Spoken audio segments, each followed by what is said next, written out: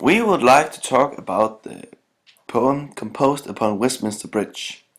The poem was written by William Wordsworth in 1802.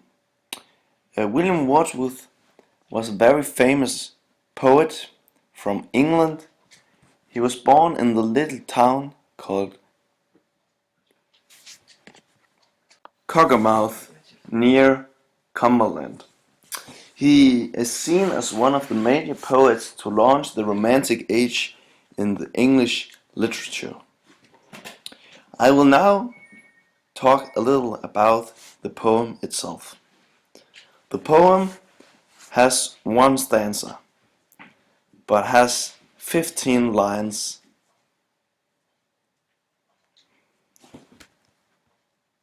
I will now read the poem. Composed upon Westminster Bridge by William Wordsworth. Earth has not anything to show more fair. Dull would he be of soul who could pass by, a sight so touching in its majesty. This city now doth like a garment wear the beauty of the morning silent bare. Ships, towers, domes, theatres, and temples lie upon unto the fields and to the sky, all bright and glittering in the smokeless air. Never did sun more beautiful steep in his first splendor valley, rock, or hill. Ne'er saw I, never felt a calm so deep. The river glideth at his own sweet will. Dear God, the very houses seem asleep, and all that mighty heart is lying still. The poem can be hard to understand, so I will try to explain the meaning of the poem and what the speaker is trying to tell through the poem. The poem is showing London from its most beautiful side. The speaker describes what he sees as he stands on Westminster Bridge looking at London. The speaker declares that he has found the most beautiful scene on earth. You'd have to be someone without no spiritual sense, no taste for beauty, to pass over the Westminster Bridge that morning without stopping to marvel at its sights. He's saying that London is wearing the morning's beauty like a fine shirt or cape. The time is so early that all is quiet. It is before the daily routine in London, before everyone goes to work, and before it all gets busy, like a big city in London always is.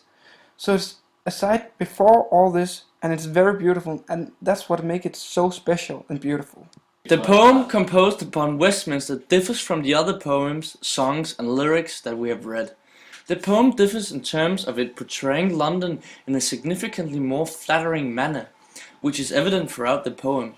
The author, Wordsworth, as Morten briefly discussed, was considered a pioneer in terms of the breakthrough of the Romance in British literature, which is a fact that the poem clearly reflects. For instance, the first line, "Earth has not anything to show more fair," is a great example of Wordsworth using personifications in order to portray the beautiful aspects of London. In terms of poetic devices in the poem, personifications and metaphors are extremely significant in terms of understanding the meaning and purpose of the poem, which is, obviously, the glorification of London. Especially the metaphor describing London as a pumping heart is excellent in terms of understanding Wordsworth's love to the city, and indeed the people of the city, which Wordsworth believes are the ones who truly define the city. Though it is fascinating analyzing the fact that Wordsworth takes advantage of the more, let's say, sleepy London, as opposed to the image of London as a city that never sleeps. As Frederik mentioned as well, the poem is describing a normal morning in London in a very idyllic manner, which is also underlined by the various personifications of the city, such as "The city now doth like a garment wear, the beauty of the morning silent bare." It could, though, definitely be argued that the poem is very contradictory as opposed to the reality of the city of London.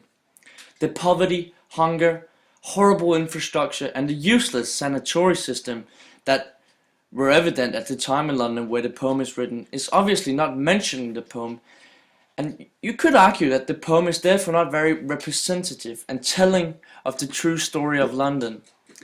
Though it tells us that many people viewed London as one of the most beautiful cities in the world, like some people do today.